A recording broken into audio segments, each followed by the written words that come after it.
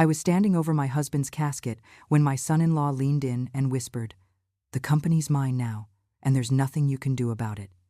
His breath was hot against my ear, too close, too confident. I turned to look at him, but he was already straightening his tie, that practiced expression of grief sliding back onto his face like a mask. My daughter squeezed my hand hard, and I thought maybe she was warning him to stop. Maybe she was on my side. Then I looked down at her. Tears streamed down her face. Black mascara carved rivers through her foundation. Her lips trembled. She looked every bit the devastated daughter saying goodbye to her father. But her jaw was set, tight, determined. And her eyes, God, her eyes were dry. "Mom," she whispered, voice cracking perfectly, "we'll get through this together." The funeral director cleared his throat. Another line of mourners shuffled forward, clutching tissues and sympathetic smiles. I stood there in my black dress, the one I'd bought 43 years ago for my mother's funeral, and I couldn't move. My husband lay in that casket, hands folded over his chest, wearing the navy suit he'd always hated. I'd picked it anyway. He would have laughed at that. But he wasn't laughing now. And neither was I. "Mrs. Chen, I'm so sorry for your loss." I blinked. Tom Rivera, one of the company's board members, stood before me. His handshake was firm, professional, but his eyes kept darting to my son-in-law. "Thank you," I managed. "Your husband built something truly special," Tom continued. "We'll make sure his legacy continues." My son-in-law stepped forward, placing his hand on Tom's shoulder. "We appreciate that, Tom. Dad would have wanted the transition to be smooth." Dad. He'd called him Mr. Chen for 15 years, even at Christmas, even at birthdays. Now suddenly it was Dad. "Of course," Tom said, but something flickered across his face. Doubt, maybe, or suspicion. He moved on. The next mourner stepped forward, and the next, and the next. I shook hands, accepted condolences, smiled tightly when people told me stories about my husband that I'd heard 1,000 times. My daughter never let go of my hand, but her grip felt less like comfort and more like a warning. The reception was held at our house, my house now, I suppose. White lilies covered every surface, their sickly, sweet smell making my stomach turn. Caterers moved through rooms carrying trays of food nobody was eating. I stood by the fireplace, clutching a glass of water I didn't remember getting. My daughter held court in the living room, accepting sympathies with perfect grace. My son-in-law worked the room like a politician, shaking hands, making promises I didn't authorize. "The company will be in good hands," I heard him say to someone. "We're planning to expand into—" We. I set down my glass. It landed harder than I meant to, water sloshing over the rim. My sister appeared at my elbow. She'd flown in from Portland that morning, eyes red from crying on the plane. "How are you holding up?" she asked quietly. "Fine." "Liar." She glanced across the room. "Have you talked to Emily about everything?" Emily, my daughter, the girl I'd raised, the woman I didn't recognize anymore. "Not yet." "You need to. David mentioned something about the company earlier, and "Not now, please." My sister squeezed my shoulder and left me alone by the fireplace. The afternoon dragged on. People left in slow waves, promising to check on me, to bring casseroles, to call next week. Emily hugged me at the door. Her perfume, expensive, something I didn't recognize, filled my nose. "I'll come by tomorrow, Mom," she said. "We need to go through Dad's papers, for the lawyers." "Tomorrow?" I echoed.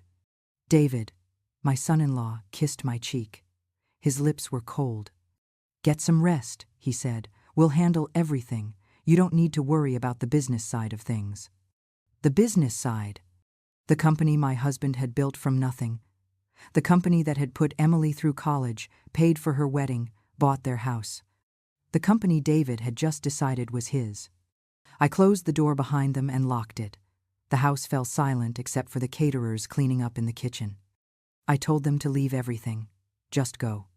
When they were gone, I stood in the empty foyer, surrounded by dying flowers and sympathy cards, and finally let myself feel it.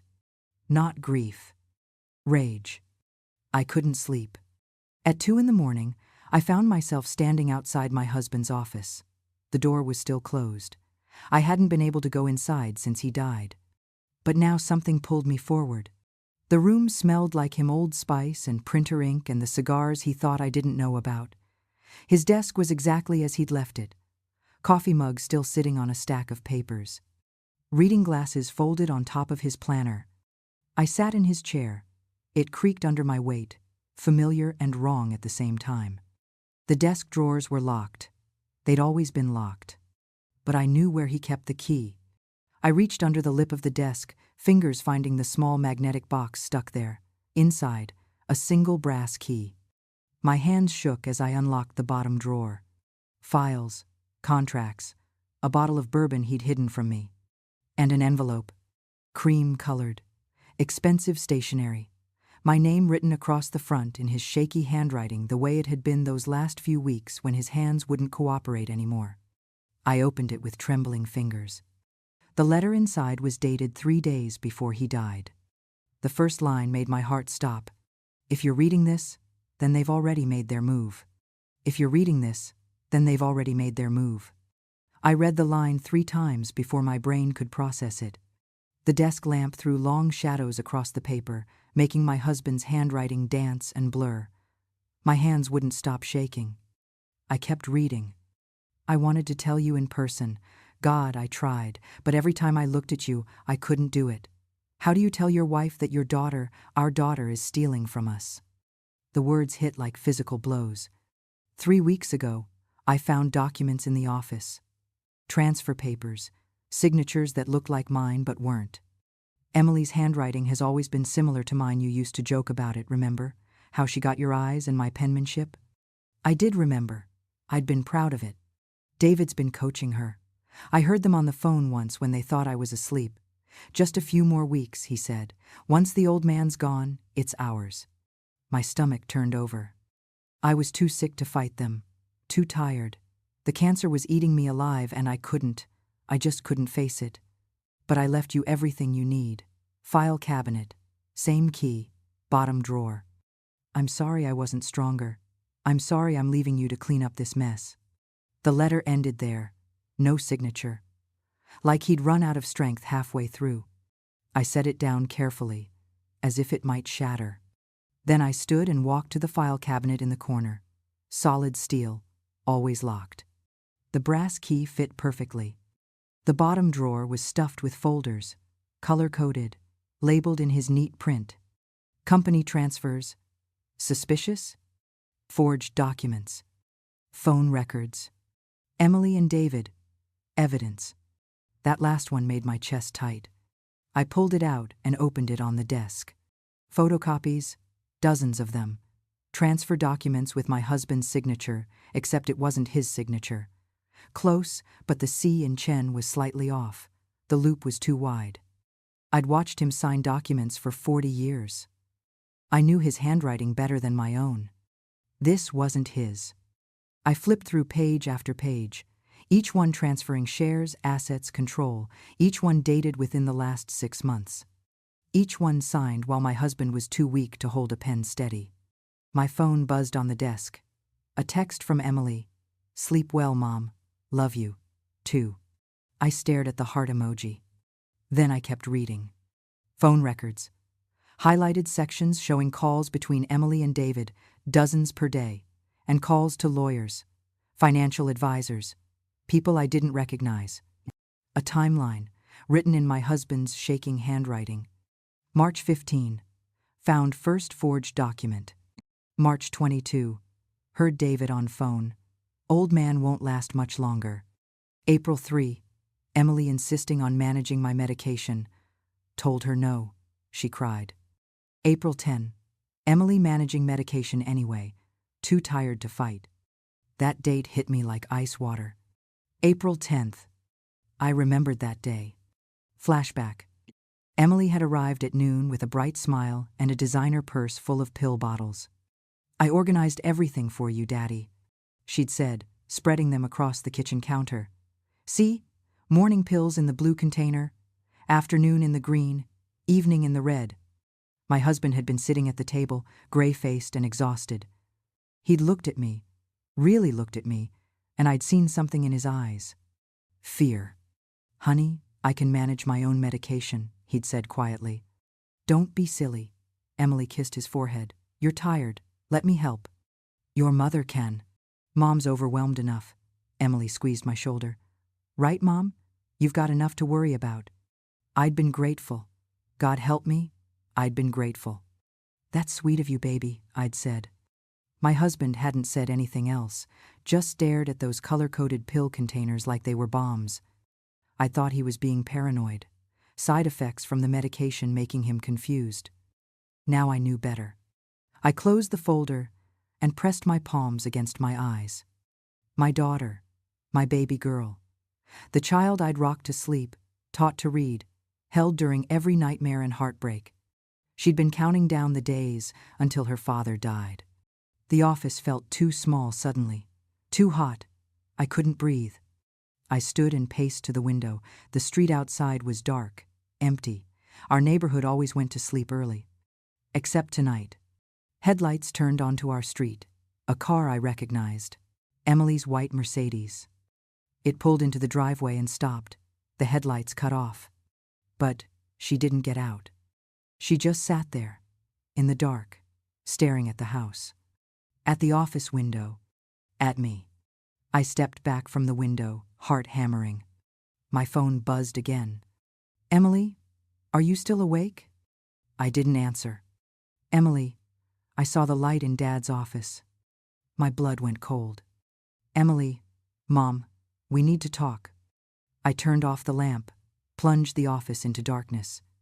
Through the window, I watched her car door open. She stepped out, wobbling slightly on her heels. Then she started walking toward the front door. I grabbed the folders and shoved them back in the file cabinet, locked it, pocketed the key. The doorbell rang. I stood frozen in the dark office. It rang again, longer this time, insistent. Then her voice muffled through the door. "Mom, I know you're awake. Please." I walked slowly down the hallway. Each step felt like moving through concrete. At the front door, I stopped, put my eye to the peephole. Emily stood on the porch, mascara running down her face in black streaks. Her hair was messed up, lipstick smeared. She looked terrified. "Mom," she sobbed, loud enough for me to hear through the door. "You have to let me in." I didn't move. She pressed her palm against the door. "Please. He's going to kill me if he finds out I'm here." My hand moved to the deadbolt before my brain caught up. I stopped. He's going to kill me.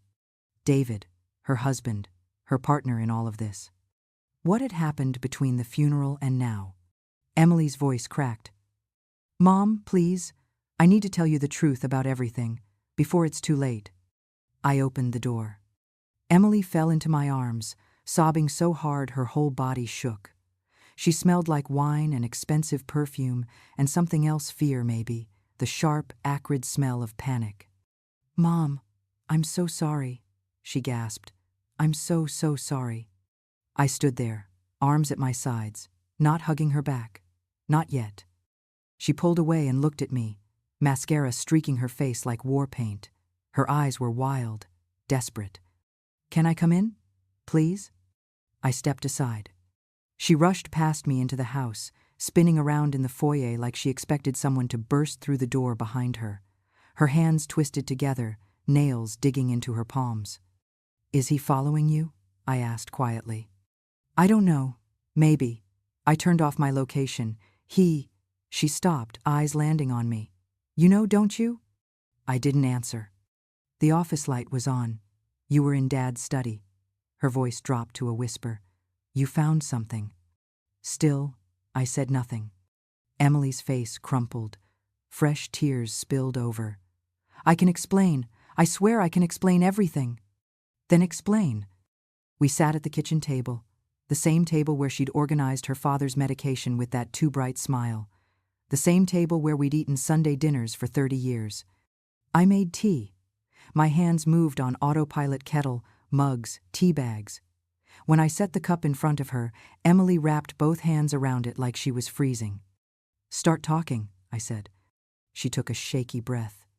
"It started 2 years ago. David's business was failing.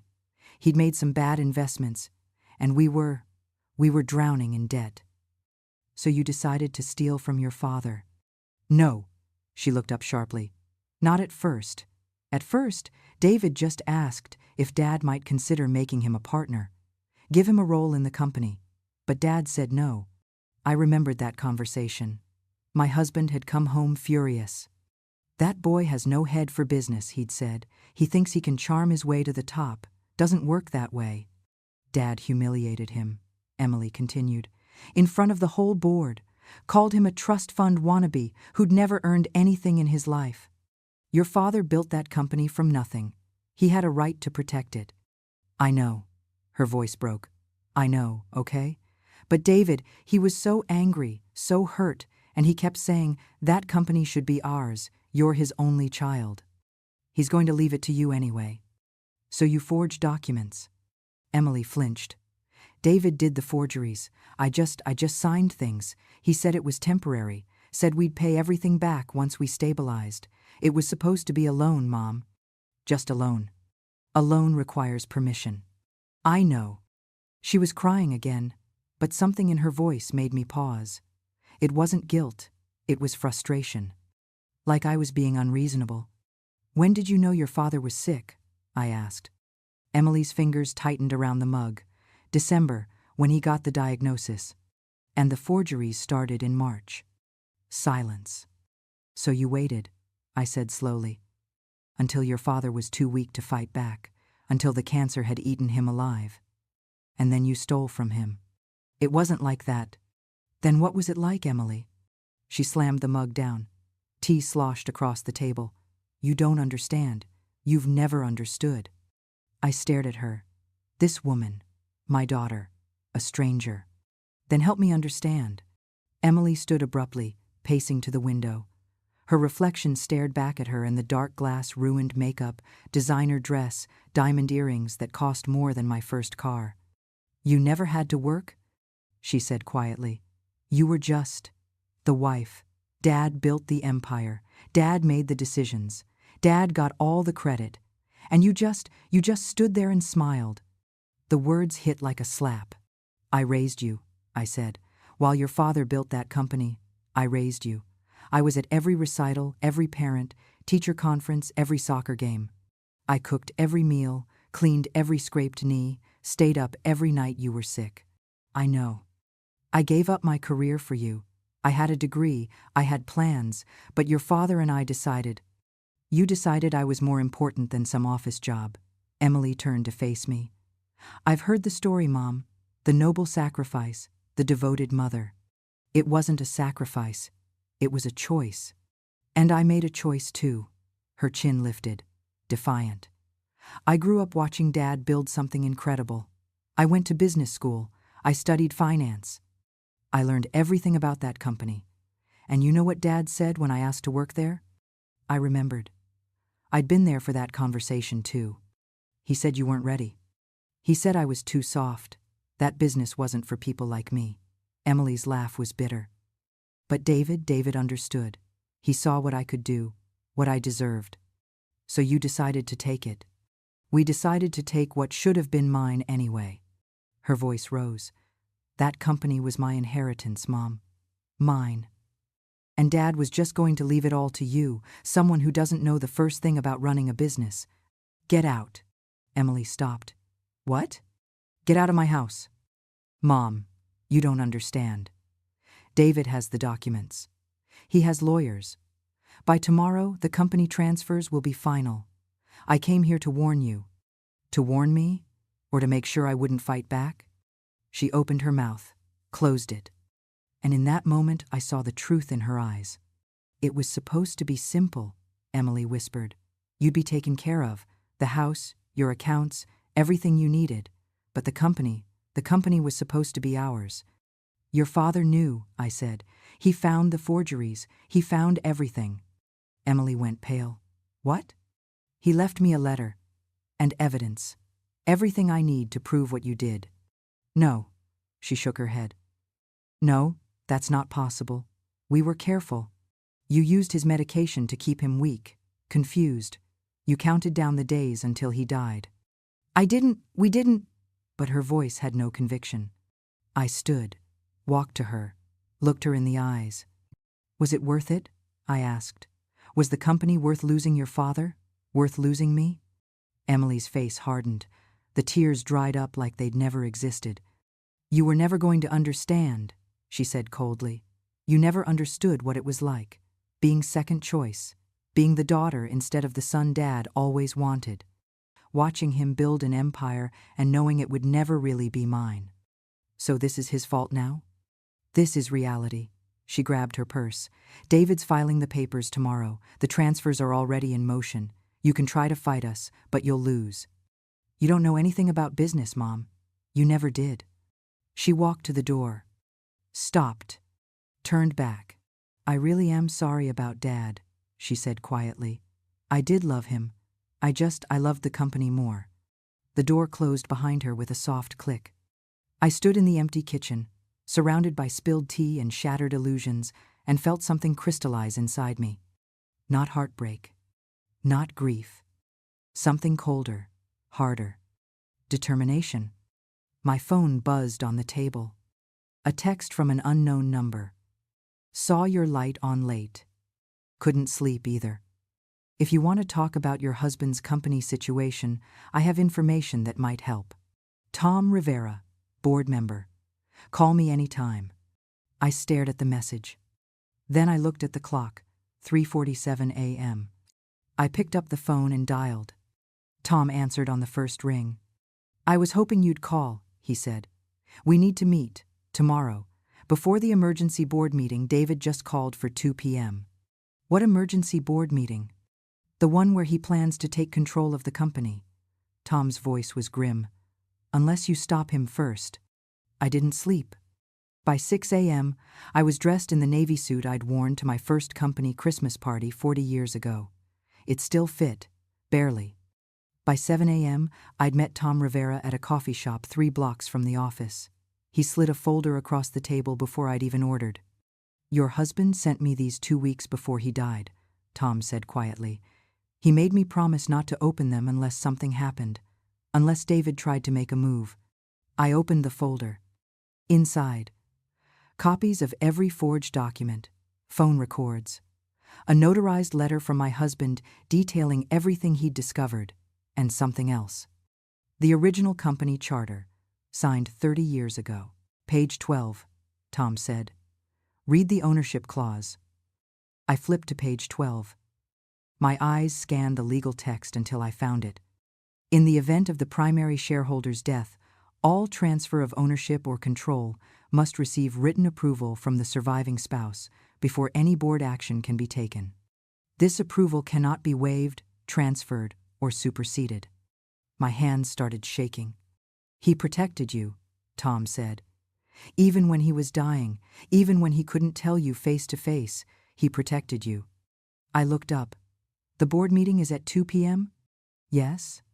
David's already told half the board it's a formality, that you've agreed to step aside. I've agreed to nothing. Tom smiled. It wasn't a kind smile. It was the smile of someone who'd been waiting for a fight. Then let's give them a show they won't forget. I arrived at the company offices at 1:45 p.m. The building looked different than I remembered. Bigger, more glass and steel. My husband had moved the company here 5 years ago, but I'd only visited twice. Always felt like I didn't belong. Now I walked through the lobby like I owned the place.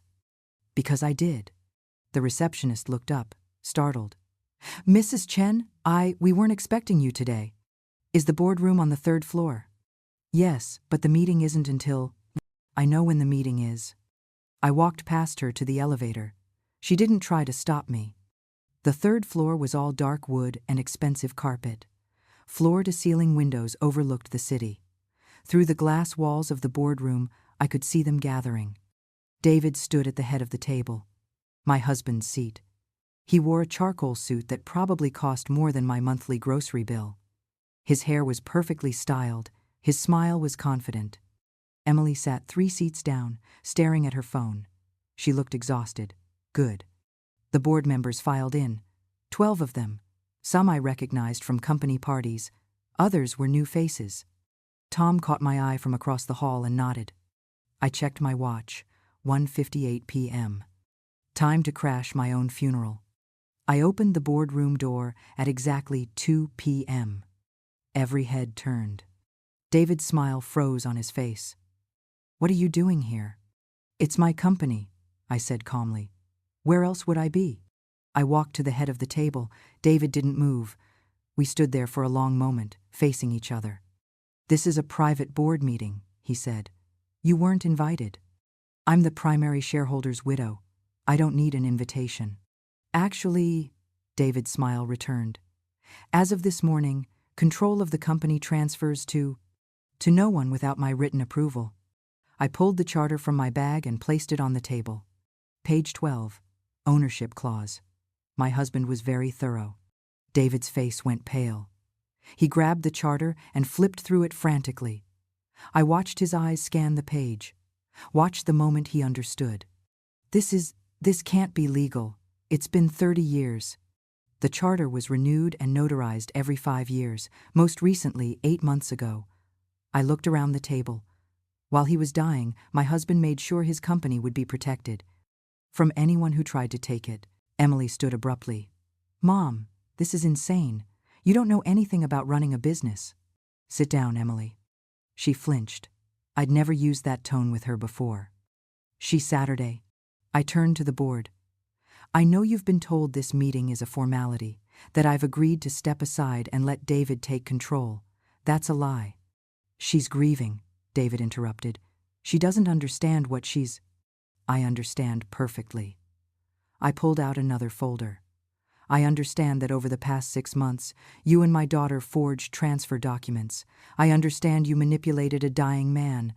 I understand you thought I'd be too stupid, too grief-stricken, or too soft to fight back."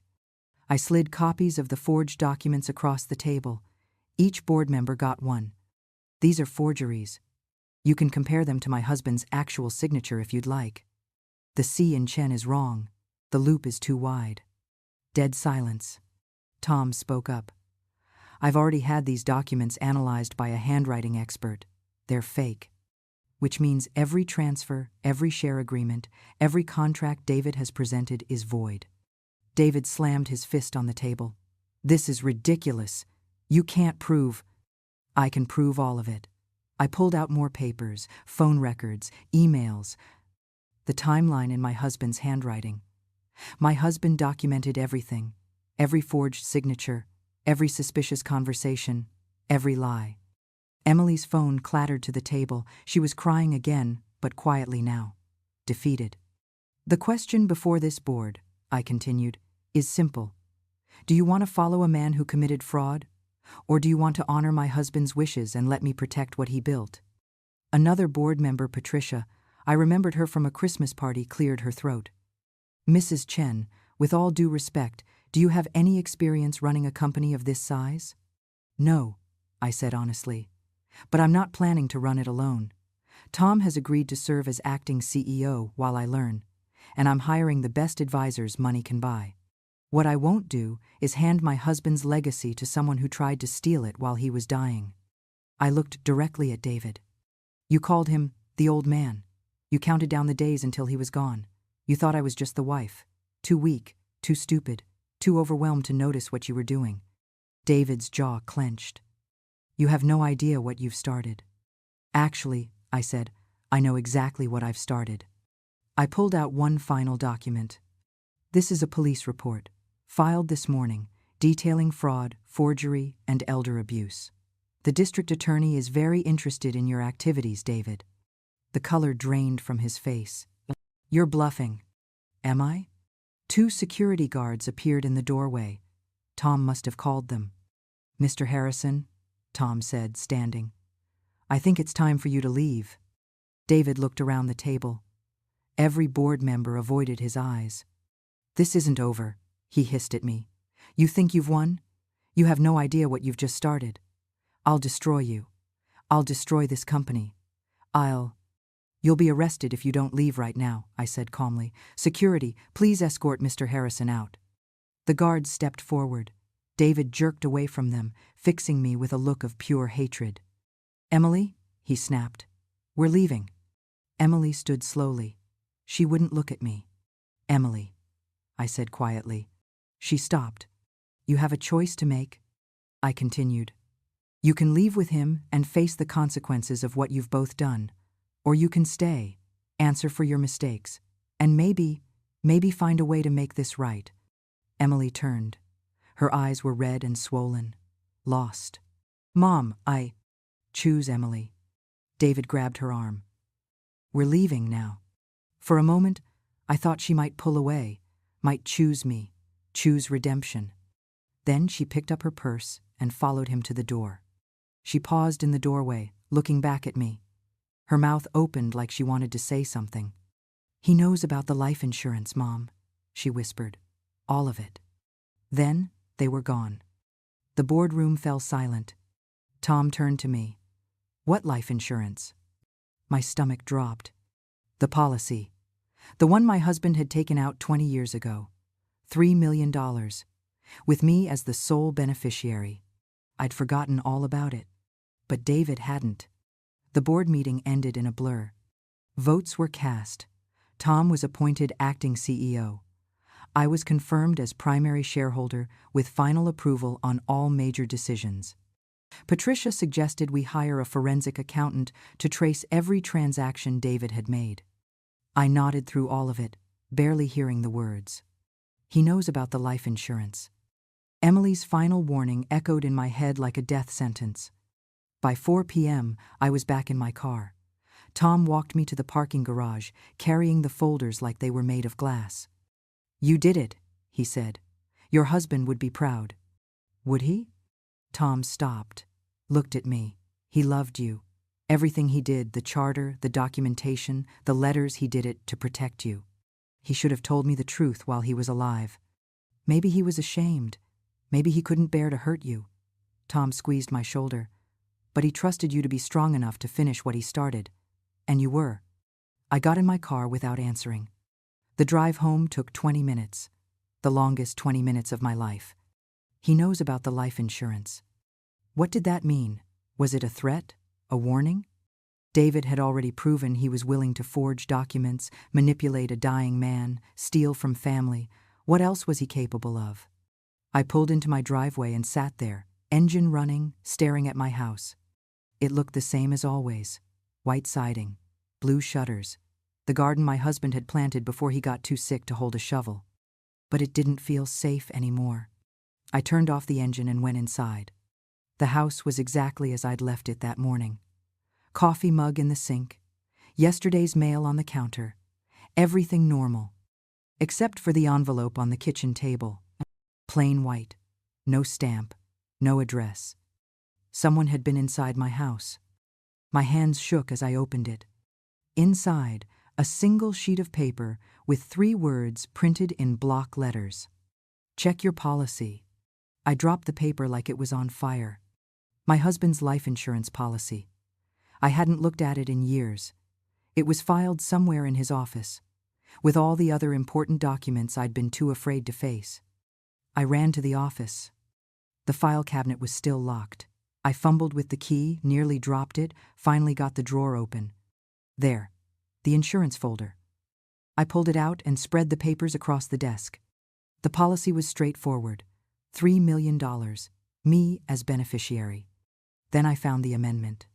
Dated 6 months ago. An addendum stating that if the primary shareholder's death was ruled suspicious, or if fraud was discovered within 6 months of death, the policy would be investigated before any payout was made. And if the beneficiary was found to be complicit in fraud related to the deceased's assets, the policy would be voided. I sank into the desk chair. David had thought of everything. If I fought for the company, the life insurance investigation would flag the forged documents. The police report I'd filed this morning would trigger an automatic review. They'd investigate everyone, including me. And even if I was cleared, the investigation could take months, years. Meanwhile, David would leak the story to the press. The grieving widow fighting her own daughter. The suspicious timing. The accusations of fraud. He'd destroy my reputation. The company's reputation. Everything my husband had built. Even if I won, I'd lose. My phone rang. Unknown number. I almost didn't answer. Then I thought, what else can he take from me? Hello? Did you get my message? David's voice was silk and venom. You broke into my house. I have a key. Emily gave it to me years ago. For emergencies. He laughed. This feels like an emergency, doesn't it? What do you want? I want you to drop the police report. I want you to sign over 51% of the company shares to me. And I want you to do it by tomorrow morning. Or what? Or I tell the insurance company that you forged those documents, that you manipulated your dying husband, that you're the one who's been stealing from the company. No one will believe you. Won't they? His voice hardened. Your own daughter will testify against you. She'll say you forced her to help, that you threatened her, that she was afraid of you. Emily would never. Emily will do exactly what I tell her to, just like she always has. The line went quiet for a moment. Then David continued, softer now, almost gentle. You're a smart woman, smarter than I gave you credit for. So be smart about this. Take the deal, keep the house, keep enough money to live comfortably, walk away, and give you my husband's company. It's just business, nothing personal. You let my husband die thinking his daughter loved him. He died thinking a lot of things. David's voice turned cold again. Your choice. Sign the papers or lose everything. You have until 9 a.m. tomorrow. He hung up. I sat there in the dark office, my husband's papers spread across the desk, and felt the weight of 43 years of marriage pressing down on me. What would he want me to do? I found the answer in the last place I thought to look. Hidden under the false bottom of his desk drawer, the one I'd never known existed, was another envelope. This one was sealed with wax. Old-fashioned. Like my husband. I broke the seal. My darling wife. If you found this letter, then you've already found everything else. The forgeries, the betrayal, the truth about our daughter. I'm writing this on what I think might be my last good day. My hands are steady. My mind is clear. And I need you to know something. You were never just the wife. Every decision I made, every risk I took, every late night at the office I did it, knowing you were home, knowing you were raising our daughter, knowing that if I failed, you'd find a way to catch us. You were the backbone, the foundation, the reason I could build anything at all. I know you think you don't understand business, but you understand people, you understand loyalty. You understand what it means to build something that lasts. Emily lost sight of that. Maybe I spoiled her, maybe I pushed her too hard, maybe I didn't push hard enough, I'll never know. But I know this. You're stronger than both of us ever gave you credit for. So here's what I need you to do. Fight. Not for the money, not for revenge, but because that company represents 40 years of our life together. Every sacrifice you made so I could work late. Every dinner you saved for me. Every time you told Emily Daddy's working when she wanted to play. That company is as much yours as it was ever mine. Don't let them take it. Don't let them make you feel small. And don't you dare walk away. I love you. I've always loved you. And I'm sorry I didn't tell you this while I was alive. Be stronger than I was. Be the woman I always knew you were. Forever yours, James. I pressed the letter to my chest and finally let myself cry. Not for what I'd lost, but for what I'd been given. At 8:55 a.m. the next morning, I walked into the law offices of Chen and Associates, my husband's lawyers, not David's. Tom was already there. So was Patricia from the board, and 3 other board members who'd called overnight offering support. We're ready when you are, Tom said. I nodded. At 9 a.m. exactly, David called. I put him on speakerphone. Have you made your decision? He asked. I have. And? The answer is no. I won't sign over the company. I won't drop the police report. And I won't let you rewrite history. Silence. Then, you're making a mistake. Maybe. But it's my mistake to make. The insurance investigation will destroy you. Then I'll be destroyed, but I won't be a coward. Emily will testify against you. Your own daughter. Emily will have to live with that choice. My voice was steady now, strong. Just like I'm living with mine. You'll lose everything. No, David. I've already lost everything that mattered. My husband is dead. My daughter chose you over me. The company is just a company. Then why fight? Because my husband asked me to, and because he deserved better than what you did to him. I hung up. Tom looked at me, eyebrows raised. That was stupid? I was going to say brave. Patricia smiled. Your husband chose well. The insurance investigation took 3 months. They interviewed everyone, examined every document, traced every transaction. In the end, they cleared me of any wrongdoing. They also charged David with fraud, forgery, and attempted extortion. Emily was granted immunity in exchange for testifying against him. She lost her marriage, her reputation, and her inheritance. But not her freedom. We haven't spoken since the trial. I don't know if we ever will. 6 months after my husband's funeral, I sat in his office, my office now, and looked out over the city. The company was stable. Tom was doing an excellent job as CEO. The board trusted me. We'd even landed 2 new contracts. None of it felt like victory. It felt like survival. My phone buzzed. A text from an unknown number. I almost deleted it. Then I saw the message. Mom, I know I don't deserve to reach out. I know you probably hate me. But I need you to know that I'm sorry. Really, truly sorry. I don't expect forgiveness. I just wanted you to know that Dad was right about you. You were always stronger than any of us, E. I stared at the message for a long time. Then I typed back, I don't hate you. I'm just sad for what we both lost. Your father loved you, so do I. That doesn't mean I forgive you, but it means the door isn't locked forever. When you're ready to do the work, the real work of becoming someone your father would be proud of, call me. Until then, take care of yourself. I hit send before I could change my mind. That night, I stood in the empty house and realized something. I wasn't the wife anymore. I wasn't just the mother. I was the woman my husband always believed I could be. The one who stayed when it would have been easier to leave. The one who fought when everyone expected her to fold. The one who understood that strength isn't about never breaking, it's about choosing to stand up after you've been shattered. Outside my window, I saw a white Mercedes pull up across the street. Emily's car. She sat there for a long time, engine off, just watching the house. I didn't turn on the light, didn't wave, didn't give her permission to come inside. But I didn't close the curtains either. Sometimes the strongest thing you can do is leave the door unlocked and wait to see if someone is brave enough to knock.